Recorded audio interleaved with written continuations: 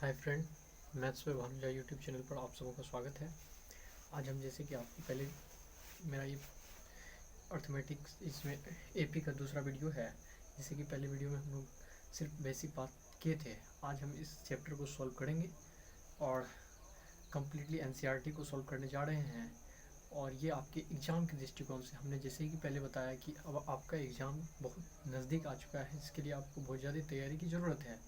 इस दृष्टिकोण से आज से हम अपना वीडियो लगातार आपके लिए लाते रहेंगे और आप यदि नए हैं तो हमारे चैनल को सब्सक्राइब करें और इस वीडियो को लास्ट तक देखें और हम आज इनको सॉल्व करना चालू करेंगे आज से आपके एनसीईआरटी को। ओके, चलिए देखते हैं। फर्स्ट क्वेश्चन में आपको कह रहा है कि क्या एपी है, यदि है तो क्यों। क्या एपी है, यदि है तो क्यों।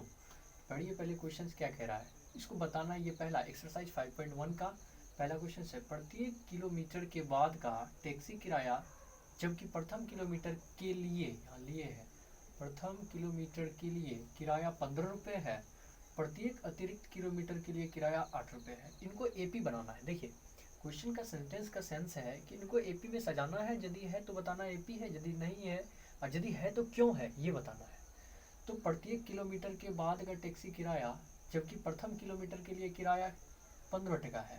तो एक व्यक्ति, मान लीजिए एपी, हम इनको चेक कर रहे हैं क्या एपी बनेगा क्या। तो स्टार्ट फर्स्ट क्वेश्चन का सॉल्यूशन यहाँ कर रहे हैं हम। सॉल्यूशन आपका यहाँ है। तो बोल रहा है कि एपी बताना है इनको कि ये एपी है, बनाना है आपको। तो प्रथम किलोमीटर के लिए किराया 15 टका ले रहा है। अब जो एक्स्ट्रा जाएगा तो प्रत्येक अतिरिक्त के लिए किराया 8 रुपये बढ़ जाएगा। तो बताइए, स्टार्टिंग किया, फर्स्ट किलोमीटर चला, 15 टका दिया। अब जो आगे 1 किलोमीटर और चलेगा तो 15 फर्स्ट के लिए लगा, एक्स्ट्रा 8 लग रहा है।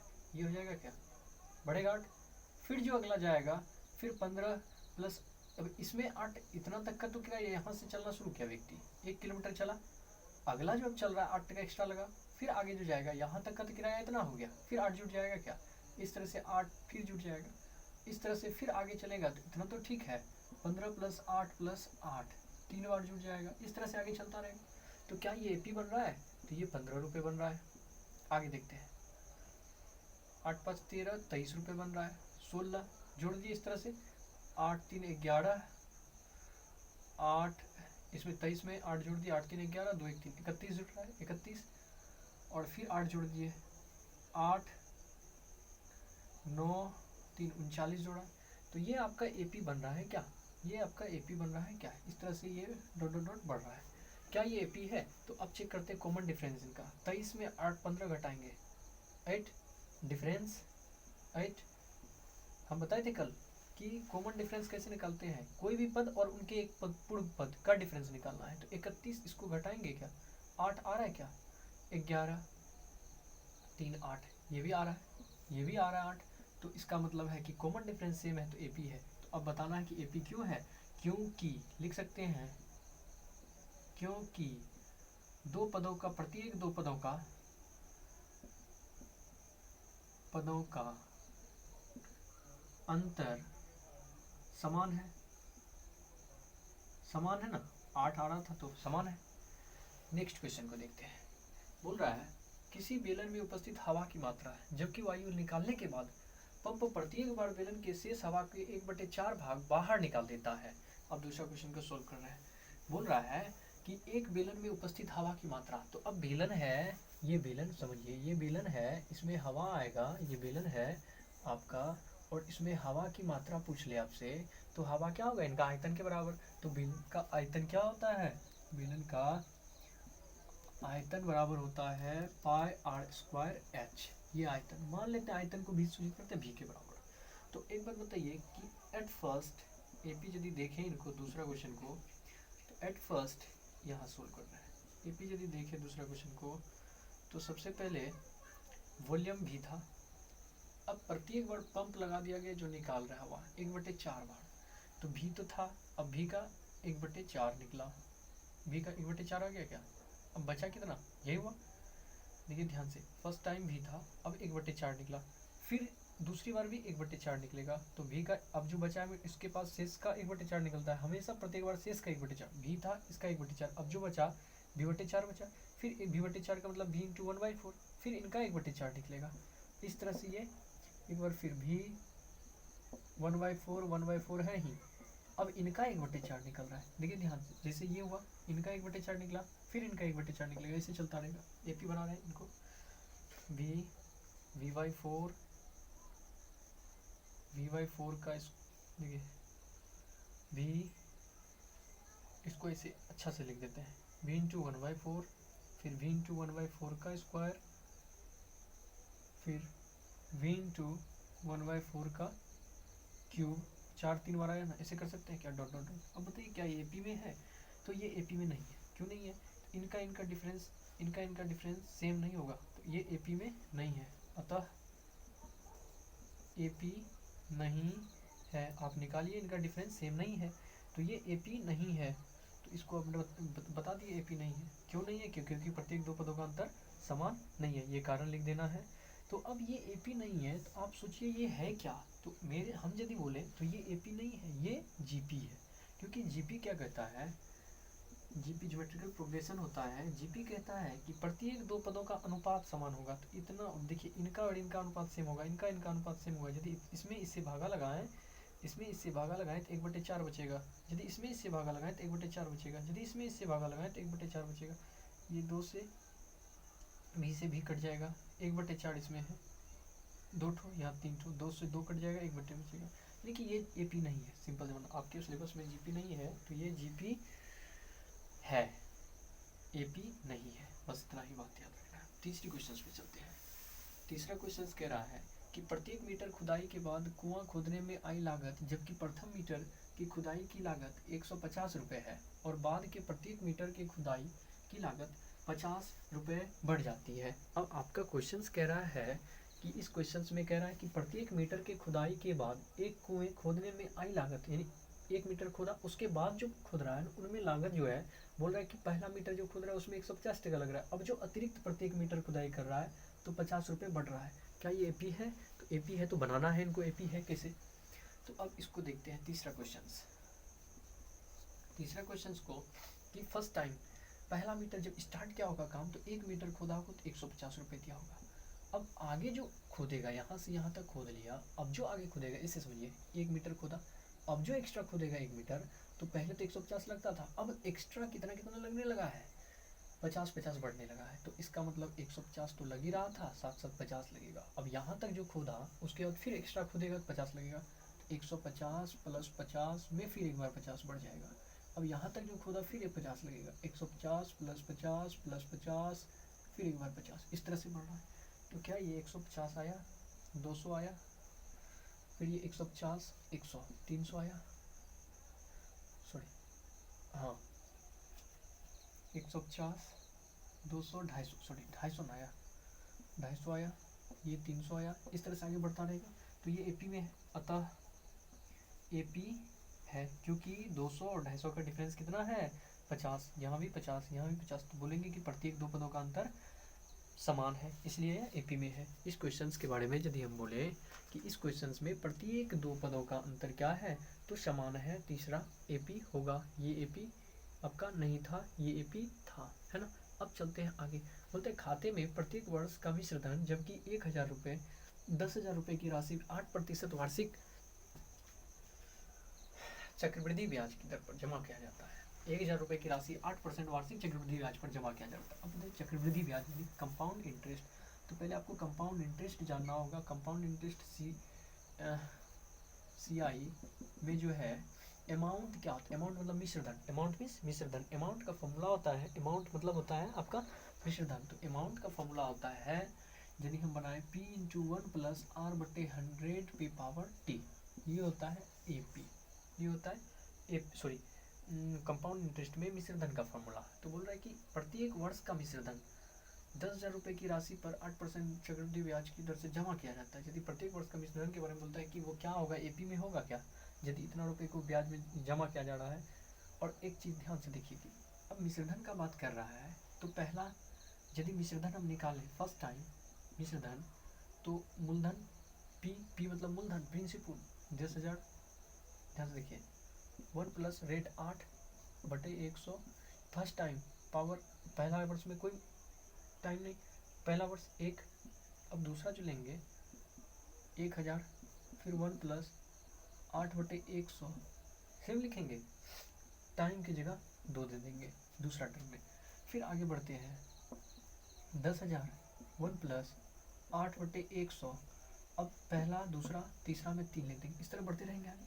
क्या ये एपी है? ये भी देखिए, इनका एक चीज़ ध्यान देना, मूलधन सेम है, मूलधन सेम है, ये 1 2 गुना यानी 2 गुना हो गया, इतना इसमें फिर गुना हो गया 2 बार 2 बार, तो ये एपी में नहीं है। आप कितना सॉल्व कीजिएगा ये एपी में नहीं होगा, क्योंकि ये गुना में बढ़ रहा है, ये गुना में बढ़ रहा है, तो जीपी है, तो ये सब जीपी है, एपी नहीं है। तो बोलेंगे अतः, आप अंतर डिफरेंस निकाल के देख सकते हैं, अतः यह एपी नहीं है, क्योंकि प्रत्येक 2 लगातार पदों का अंतर समान नहीं होता है, इसलिए यह एपी नहीं है। तो यह जीपी में होगा इनका, क्योंकि प्रत्येक 2 पदों का रेशियो जो है समान आता है। इनका रेशियो यदि इनसे भागा लगाइएगा 10,000 से, सॉरी 10,000 था ना, 10,000 से 10,000 आपका कैंसिल आउट हो जाएगा, और इनसे ये पूरा इनसे कैंसिल आउट हो जाएगा, बचेगा ये सब में ये पद बचेगा, इनका मतलब रेशियो समान आ जाएगा हमेशा। तो ये एपी में आपका नहीं है। बस इस तरह से हम इस क्वेश्चन को सॉल्व करते हैं। बढ़ते हैं नेक्स्ट क्वेश्चन की ओर।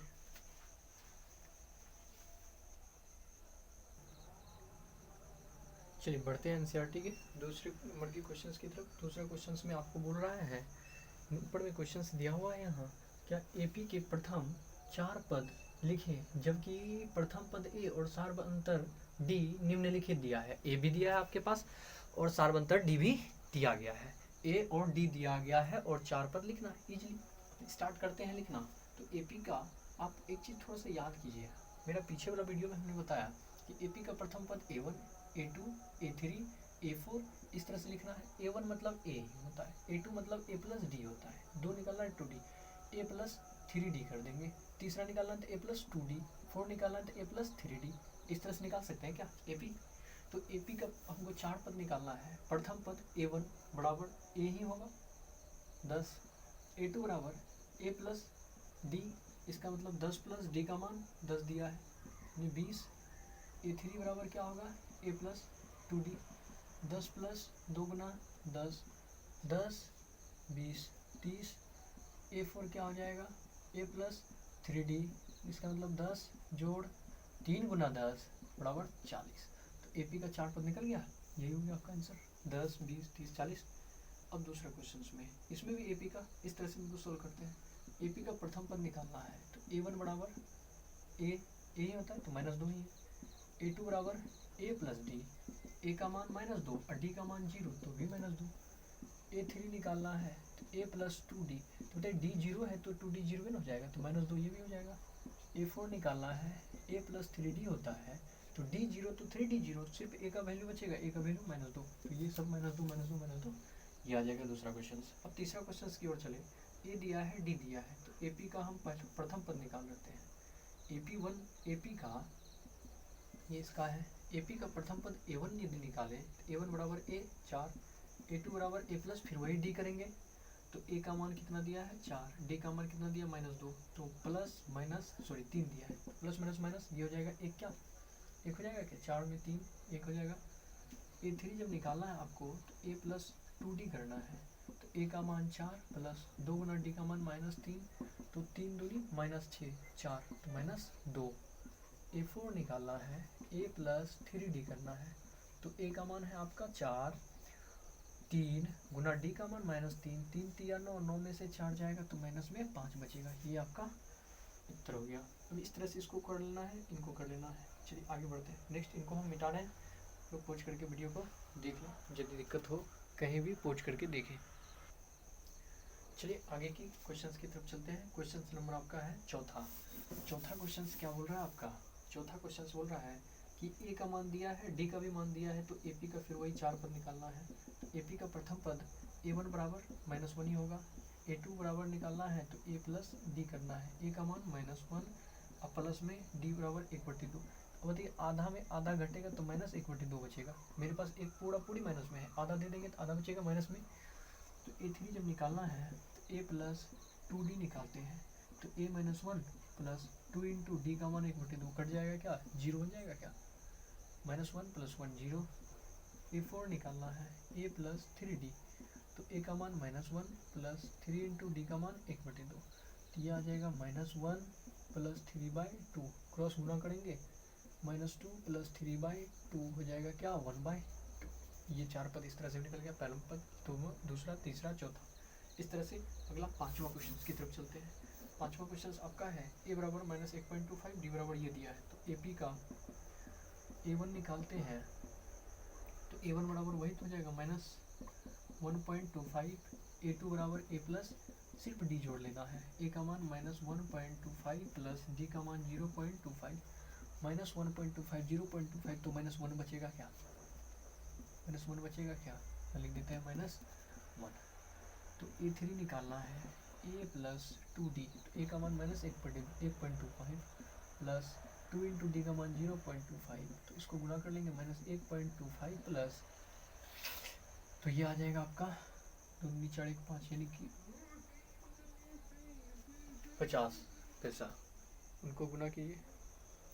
चलो इनको देखते हैं, ये 1.25 0.25 घटाएंगे 5 5 12 7 माइनस, यानी कि माइनस में 0.75 आ जाएगा। A4 इस तरह से आप कर सकते हैं, a + 3d यदि करें, a का मान आ गया -1.25 गिवन है, प्लस 3 इंटू डी का मान 0.25, तो ये भी इस बार हो जाएगा -1.25 प्लस 25 दिया 75, 0.75 घटा लेंगे 0, 12 में से 5 7 गया 5, ये तो खत्म हो जाएगा, यानी कि माइनस में 0.5 बचेगा। तो ये प्रथम पद AP का पहला पद, दूसरा पद, तीसरा पद, चौथा पद। इस तरह से हम दूसरा क्वेश्चंस को भी देखें। अब आगे बढ़ते हैं तीसरे नंबर की क्वेश्चंस की और चलिए बढ़ते हैं तीसरे नंबर के क्वेश्चंस की ओर। तीसरा नंबर में क्वेश्चंस में आपका कह रहा है क्या, देखिए क्वेश्चन में क्या कर रहा है, निम्नलिखित में से प्रत्येक के लिए प्रथम पद तथा सार्वअंतर ज्ञात करें, यानी कि AP का A निकालना है और आपको सार्वअंतर मतलब कॉमन डिफरेंस D निकालना है। तो आपको सबसे पहले तो A तो किसी AP का प्रथम पद ही होता है, तो सिंपल इनका प्रथम पद यदि बोले कि प्रथम पद A बराबर, तो ये 3, अब D बराबर सार्वअंतर को हम शॉर्ट में क्या बोले थे, CD लिखना है। CD बराबर बताए थे क्या, A2 - A1, फर्स्ट वीडियो याद कीजिए, जो भी यदि आप हमारे पहला वीडियो नहीं देखे हैं तो आप उनको देखें, फिर इनको देखें और अच्छा से समझ में आएगा। A2 - A1, तो A2 क्या है यहाँ 1, अब -3 तो बराबर -2, D आ गया -2। अब तीसरा क्वेश्चन में चलिए, दिया है -5 - 1 3 60 ... तो प्रथम पद A बराबर लिख देंगे इसमें -5, D बराबर लिख देंगे, यानी CD बराबर, या सिर्फ D भी यूज करते हैं, D बराबर A2 - A1, तो A2 क्या है इनका -1 और -5, तो -1 + 6 बराबर 5, ये आ गया आपका आंसर। तीसरा क्वेश्चन में देखते हैं, A बराबर क्या दिया है 1/3, अब D बराबर निकालते हैं A2 - A1, तो A2 आपका 5/3 माइनस A1 1/3, नीचे सेम है 3, 5 में गया 4, ये हो 4/3। अगला क्वेश्चन से बढ़िए, A बराबर 0.6 है, D बराबर निकालना है, तो D बराबर अभी तुरंत याद कीजिए A2 - A1, तो D बराबर निकालना है, A2 है 1.7 माइनस 0.6 घटा लेंगे 1.1 आ जाएगा आंसर आपका। तो ये रहा आपका क्वेश्चंस। अब हम आपके लिए इससे आगे वाला क्वेश्चंस 4 नंबर का क्वेश्चंस, उसमें आपको ये पता करना है कि कौन सा AP है, जो AP है उसको चुनना है। तो वो हम बताएं AP वही होगा जिनके प्रत्येक दो पदों का डिफरेंस समान हो, यानी कि जो कोई पद और उसके पूर्व पद का अंतर यदि समान है पूरा, तो वो AP होगा। तो इस तरह से नेक्स्ट क्वेश्चन आपके लिए होमवर्क रहा और ये चैप्टर आपका कंप्लीट हो रहा है। अगला वीडियो में अगले चैप्टर को लेके आएंगे। Take care, bye bye. और यदि आप नए हैं तो हमारे चैनल को सब्सक्राइब करें, लाइक करें, शेयर करें। Thank you.